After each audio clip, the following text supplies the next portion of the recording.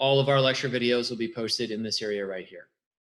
Okay, so you guys will get access to those immediately following class. It usually takes about 15 minutes to process it and get it up there, but it's what's there. So let me take this as an opportunity to sort of stop sharing, ask if you guys have any questions over anything you just saw. You can use the chat for it, unmute yourself and ask, that would be fine. And your stunned silence says no.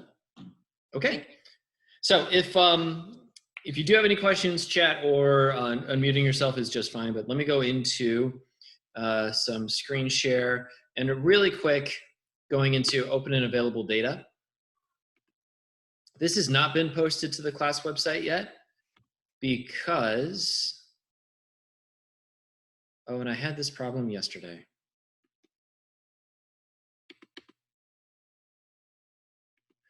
I'm going to stop the share for one quick second.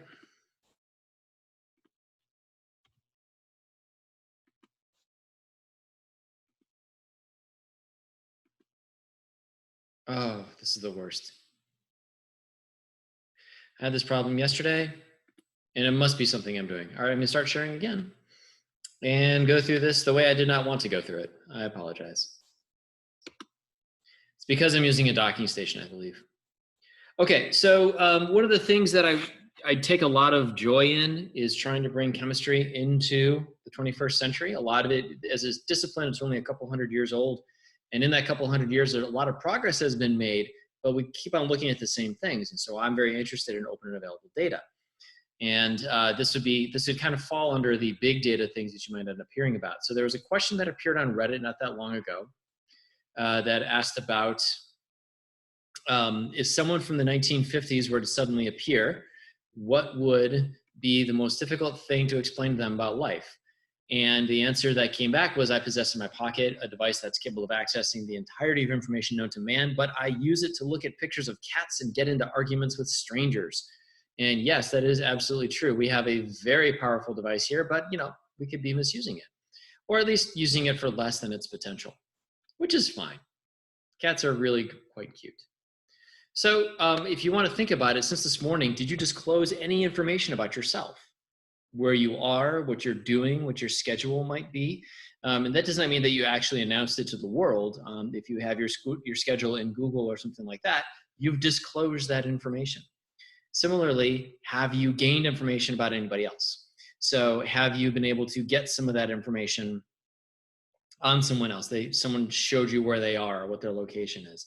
So these are things that we're just sort of freely exchanging all of the time, and the data about that is being collected and used by other groups. Part of the economy now. But there are some really neat things you can use to look at this. So OkCupid, they were in the news earlier today, or earlier when I made this, so this was 2018. And the percent in each age group who have ever used online dating based on a mobile dating app. And so that largely falls into the 18 to 44-year-olds, and then 45-year-olds like my age and up are among the group who have never used this kind of thing. And OkCupid does a lot of human experiments. They're really quite interesting. Let me skip this slide here. The city of Chicago has what's called the Chicago Data Portal. And it's something that I really do like visiting quite a lot. First of all, it's where I'm from, so that's something that I have as a deep interest. But data on everything from water quality to the number of cars that are towed on any given day. So that is something that's pretty easy to go through. And when I start showing you guys how to use Excel and make plots in Excel, that is something that is, it's pretty valuable for us. But you got to be careful about the kind of inferences you make. So there's a whole website called Spurious Correlations that I absolutely love. What they do is they take data that correlates. So these two lines here are things that correlate. One of them, the red line, is the number of people who drowned after falling out of a fishing boat. And the black line is the marriage rate in Kentucky. So these correlate over from the years 1999 to 2010. There's a correlation there. However, there is nothing causal about this relationship. So that is, if fewer people fell out of a boat, fewer people will get married in Kentucky, that is absolutely untrue. They just happen to correlate. And hopefully, as we go through things and look at data, we can look at places where there's correlation, but not necessarily causation, and recognize the difference between the two. Submit that person. Another one is the number of the letters, the number of letters in the winning word of the Scripps National Spelling Bee canceled this year, and the number of people who have been killed by venomous spiders. So again, more letters there are on the word, the more people who have been killed by venomous spiders. These things correlate, but there's nothing causal between them. So you always want to be careful about that. These are examples of things that kind of make and use data. So if anybody recognizes some of these here, these are Fitbits and Pebbles and stuff. These things here. You know, a lot of us do have these smartwatches and they are collecting data all the time. And so we make and produce data, which is wonderful. This is something that came out of a Coldplay concert.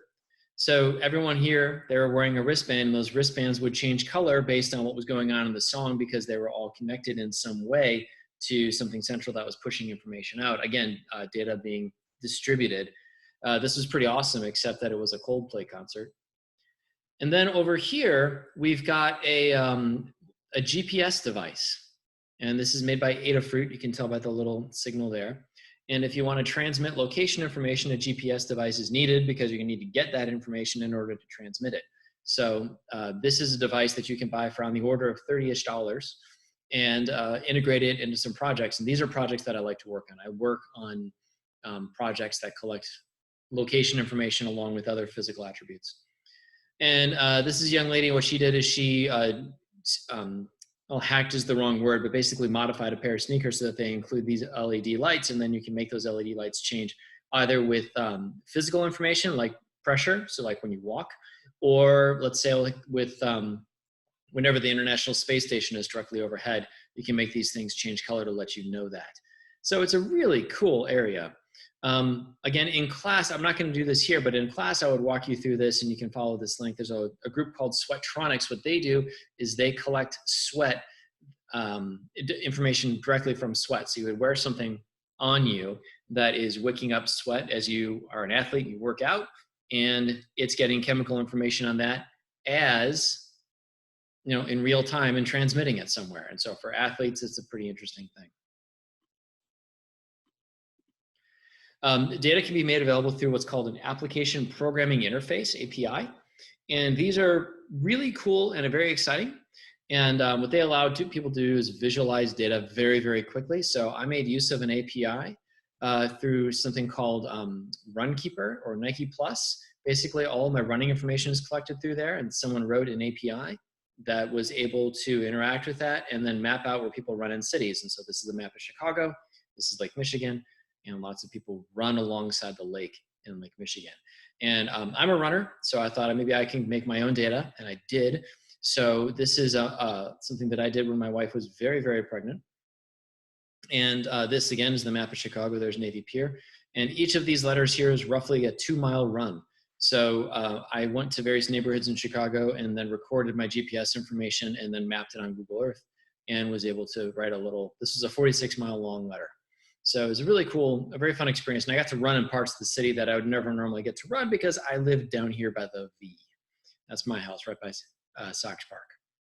But when you get trained in chemistry, you learn a lot of chemistry, but your training is incomplete if you are not doing other things like learning how to parse data, code, and do things like that. So I strongly encourage you to look into some of these other available resources so that you can learn to work with large sets of information.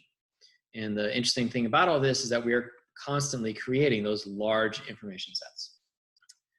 Now, to get to the information at hand, close that one out. And PowerPoint stopped working.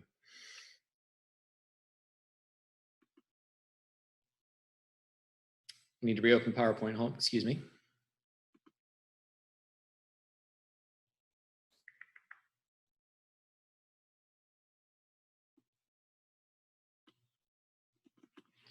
Okay. Let's see if it'll let me do a slideshow this time.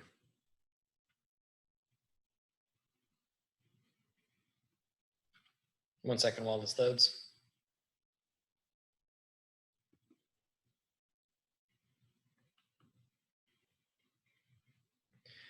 Make sure I got everything in. I do.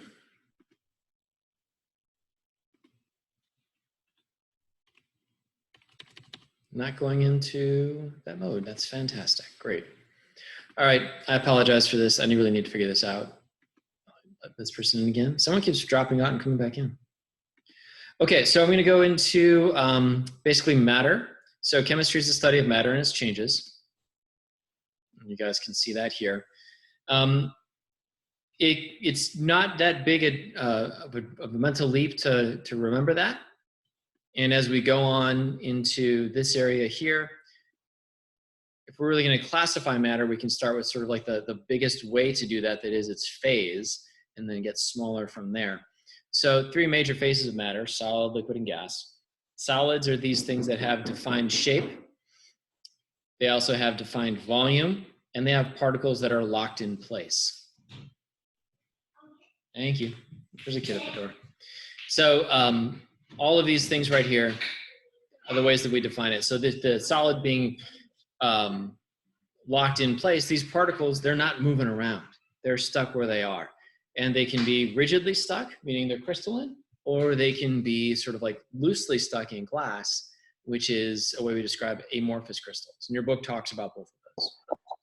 Liquids, on the other hand, they have no defined shape. Okay, so they're these particles, they're moving around, they have that gift, but they have a defined volume. That is, if I have 100 milliliters of liquid in here, that's all I have. The volume is defined. But these particles are considered condensed, but they get to move around. And finally, a gas is something that has no definite volume and no definite liquid. Whatever container I have it in is the shape that it's going to be in, and whatever the volume of that container is the volume of that gas. And these are particles that are effectively independent. We have an entire chapter dedicated to just gases because it's such an interesting phase of matter. But moving on from there, we want to be able to classify matter. So matter comes in a lot of different phases, as you just saw, but when we take a bit of matter and we take a look at it here, it can be either pure or it can be a mixture, okay? Something that's an example of something that's pure is it's made of just one thing. There's only one thing there. So like very pure water, just H2O. That's something like this, okay? Something that is made of not just one, compound, but only one kind of atom is an element. So the helium in the Goodyear blimp holding it up, that is an example of an element. There's only about 118 of those that make up the entire universe, 92 of which are usually found on Earth. Compounds are mixtures of those elements in defined ratios. Now, both of these would be considered pure because they're made of just one thing. However, this is made of just one atom, and this is made of collections of atoms. So elements and compounds, those are different. We can't have mixtures. Mixtures are not at all unusual. They can be heterogeneous or homogeneous. Heterogeneous would mean that it's a mixture of a bunch of different things that are non-uniform as you go through it. So the top and the bottom of something may not be the same. And a good example of something like that, they're using wet sand here, but I tend to think of like a peanut butter jelly sandwich. We have bread, peanut butter, crunchy, of course, jelly, and then bread again. The top of that is different from the middle, and the middle of that is different from the bottom. So that is something that is stratified, and so it would be considered heterogeneous. Homogeneous is something that is the same throughout. So for example, this Diet Coke that I'm drinking, I would consider this to be a homogeneous mixture, and it more or less is. Every time I take a sip or a sample, it's the same. It doesn't make any changes. And if it did, it'd be really weird. Like if I tasted it once and it tasted like coffee, then I taste it again and it tasted like juice, that'd be a really weird drink. So it is considered to be homogeneous. So what is this and why? So this was supposed to be animated. So this is coffee, and this would be a homogeneous liquid, okay? Because every sip of coffee is about the same. Even if you add cream to it, even if you add sugar to it, it's still homogeneous. This ice cream sundae is a heterogeneous solid, and what makes it heterogeneous is the fact that it's not the same throughout. If I sample just up here, there's a cherry and there's some whipped cream. If I sample over here, there's some banana. And if I sample over here, there's chocolate ice cream. So it's different depending on where I take samples from. This is an elemental solid. It's bismuth. And this is a solid compound, sugar. So C6H12O6 is an example of glucose. This would be sucrose, which has a different formula. but this is a solid compound and this would be a solid element. The reason why I bring this up is because a very common quiz and test question is, give an example of a solid element or a liquid liquid homogeneous solution, something along those lines, and then describe why it is what you say it is. All right, so moving on, changing matter doesn't have to be what it is when it was made. It can always change. So one example of matter that can change is a physical change. And a physical change is generally a change in what the form of that matter is, solid, liquid, or gas. So changing a physical phase is definitely a physical change. And we don't change what it is. We're just changing how it is. So a change in the identity would mean that atoms in some way, they break apart the bonds that they had and they make new bonds, and so they rearrange themselves. That does not happen in physical changes. When an ice cube melts and turns into liquid water, that is a physical change. When a chunk of dry ice sublimes and turns into a gas, that is a physical change. So examples of these, solid to liquid melting, so that would be an ice cube melting. And then the reverse of that is freezing. So if I had a liquid become a solid, that's freezing. So making ice cubes. Evaporation, a liquid turning into a gas, water does that all the time. Many other things do too. And then the opposite of that would be condensation. If I have something that is cooler than the dew point and I can condense liquid water on there, then I end up doing that. The other form of these is sublimation. It's one you don't see as much, but you do see it. So dry ice, something I mentioned before, is one of a couple things that we can observe sublimation on. And then the opposite of that would be deposition, excuse me, which is like a special version of condensation, where we take something from the gas phase and it would sort of like just condense onto a cooler surface. So that is a deposition. Chemical changes in matter. Again, this is meant to be a GIF or a video where it shows a glowing solution. So I'm sorry, but if you download this and you go through it in a slideshow, you'll see what it does. It's cool. That's why I put it there. At any rate, in chemical changes, bonds are broken or they're made, and it undergoes what's called a chemical change. So the identity of the substance is different. All right, so if let's say carbon dioxide, water, and oxygen go in and sugar comes out, that is a chemical change because we started with these other things, carbon dioxide, water, and carbon dioxide, water, what was the other thing I mentioned? And then another thing comes out is sugar. So those are different. So the identity is very different. A phase change may occur. So a solid, liquid, or gas may be something that ends up coming out of that. So the starches that come out of plants, they are definitely in the solid phase, but they're taking things from the gas phase and changing that. Because we made something that has a new identity, it may have a new boiling point, freezing point, melting point, something like that. So we can expect a phase change to happen. There are some common indicators of chemical changes. A large change in energy, so like something bursting into flames or burning or something like that, that's an example. Something changing in color is another one. I've got a raised hand here, so let me get to that. My question was, if you mix two aqueous substances together and there's no change in color and it like gets cold, then that means it's a chemical reaction? If you made something new, then yes. Only if you made something new.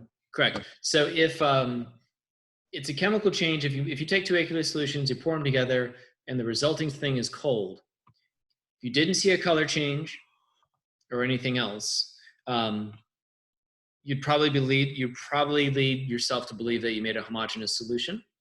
You'd want to be sure by making sure there's no chemical reaction. Sometimes that's hard to tell. Does that answer your question? Yes, thank you. Okay, good. So going down over here to this next one, what kind of change is this? Well, it's a physical change. So on the left-hand side in this, or what you're seeing cartoonishly, is graphite. This is carbon in its graphitic form. It's the same stuff that's in pencil lead. So if you've got a pencil and the very bottom of it is what you write with, you're writing with graphite. This is a diamond, also made of carbon. So you got these two ways of having carbon. they're both solids. And changing from one to the other is a physical change. The name for something that has the same phase of matter, but different ways of being arranged, is known as allotropes. So graphite and diamond are allotropes of one another.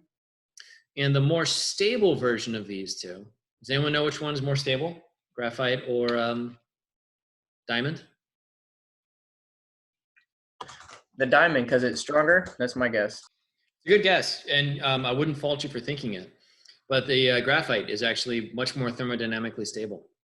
So if anyone ever gave you a diamond, please give it back, because it's on its way to turning into graphite. That happens.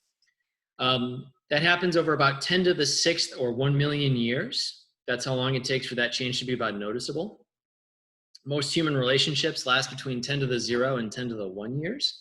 So when they say diamonds are forever, it's not totally true. Diamonds just last a long, long, long time, but that doesn't sell diamonds. But yeah, this bit right here, this is much more thermodynamically stable than this bit. Okay, so the part that people tend to kind of dread about with chemistry is the measurements portion, and it gets overemphasized in first chapter, but it actually does give us a very important skill, which is paying attention to units. So in a class like ours, we will use the System International measurements, which is often referred to as the metric system. That's really only for things with prefixes, though. So for us, our unit is meters, kilograms, seconds, kelvins, and moles that have these different symbols.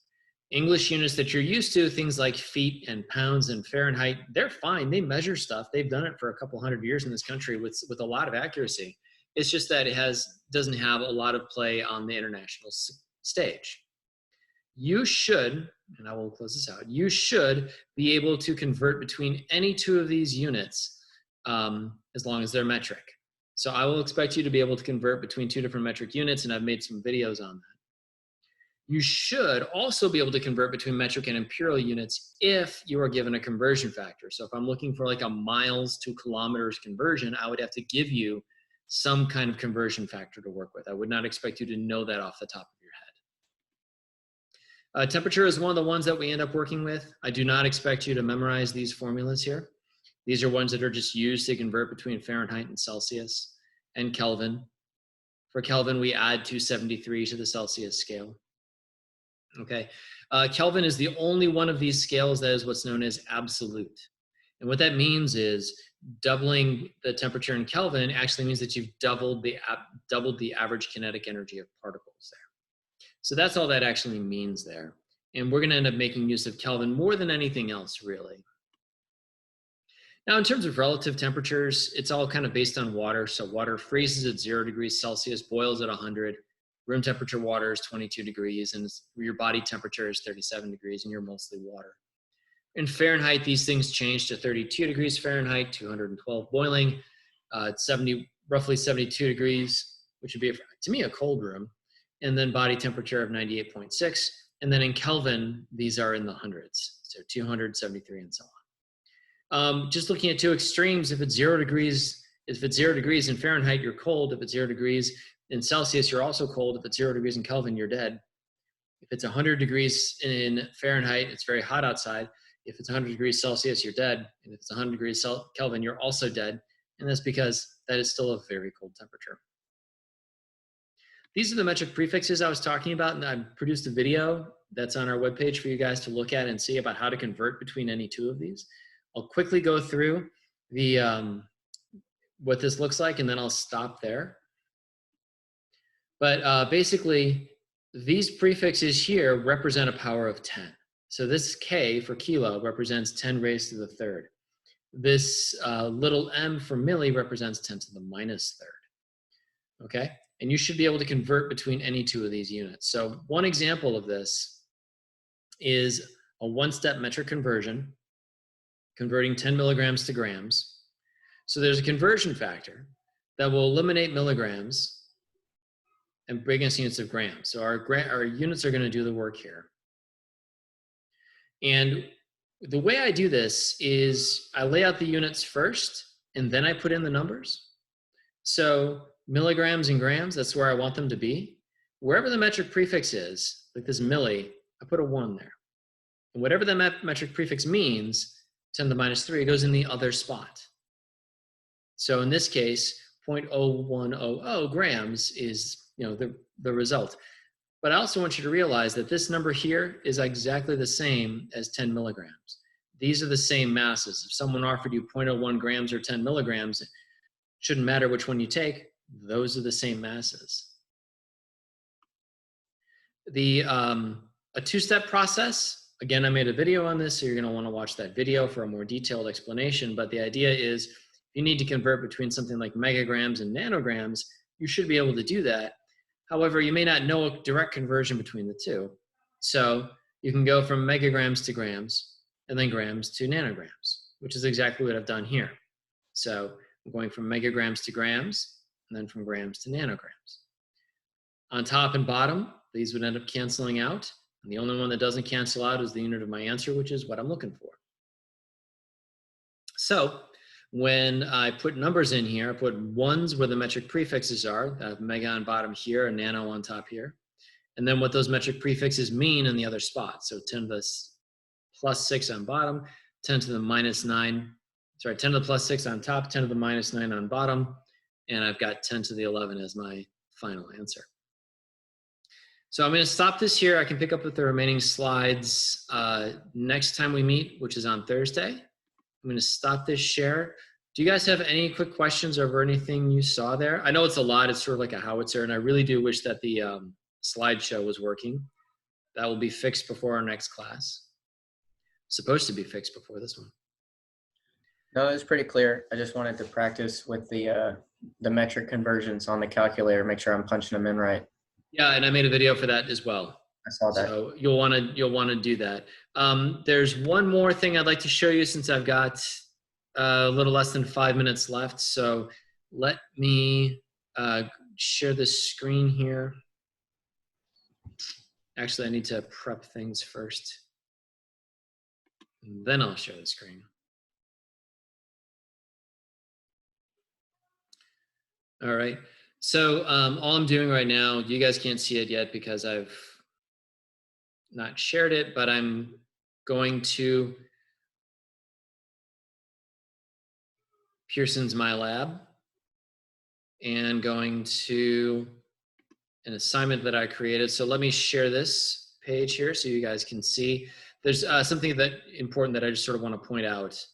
So I'm going to share.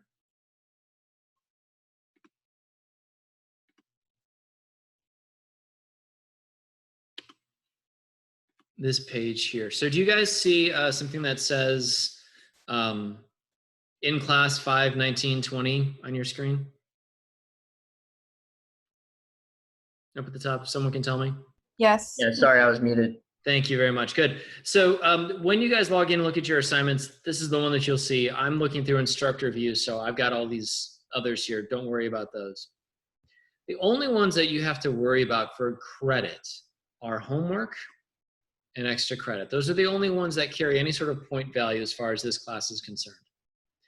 Things called recommended are just that. Successful students in a chemistry class do a lot of problems, and so I try to make a lot of them available to you. So please do spend time with the recommended problems. And then things that are called in class are questions that relate directly to something that I covered in like the lecture that day. So I'm going to click on that one. You're not going to see it until I stop sharing this screen and share something else.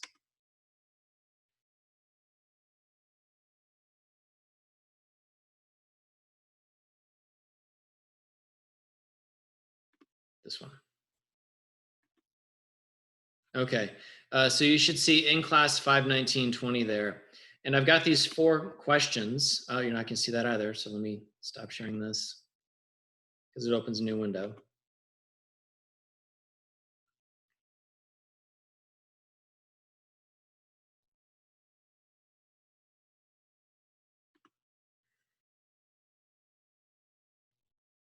This is the one.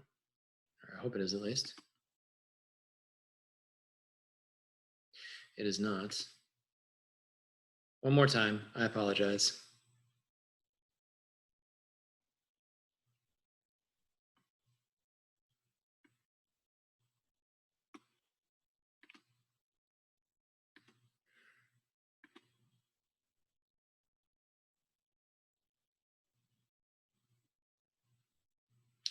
All right. You guys don't see exercise 1.41, do you? Probably not. Stop sharing. Now you can see it. Okay.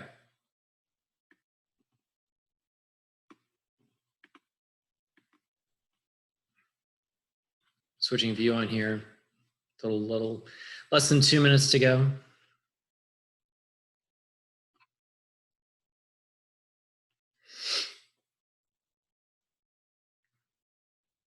Okay, so for this question right here, classify each of the following molecular diagrams as a pure substance or a mixture. All right, so A right here is trying to show us cartoonishly something right there. So is that a pure substance or a mixture? A pure substance. Yes, I'd agree. I insert all of the items, okay. So the second one here, I've got, it looks like I've got something that looks to be water and something that looks to be organic. So is that a pure substance or a mixture?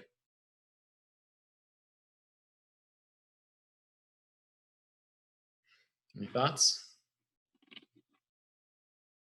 Yeah. I'll just help you out because we're down to less than a minute. I need to go to the next one. This one, again, a mixture of two things. They're not the same. And this one over here, all of those are the same. So that would end up being something like that. So the green check of happiness is what we're going for.